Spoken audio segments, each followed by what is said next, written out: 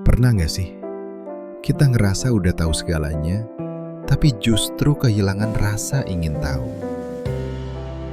Sokrates, seorang filsuf Yunani kuno, percaya bahwa kebijaksanaan sejati justru lahir dari ketidaktahuan.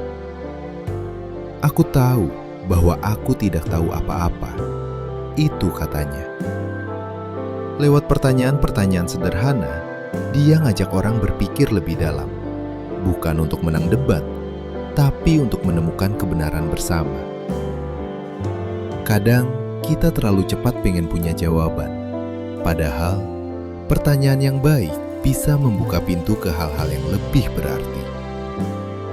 Jadi, mungkin hari ini bukan soal mencari jawaban, tapi berani bertanya pada diri sendiri. Apakah aku benar-benar tahu, atau cuma merasa tahu?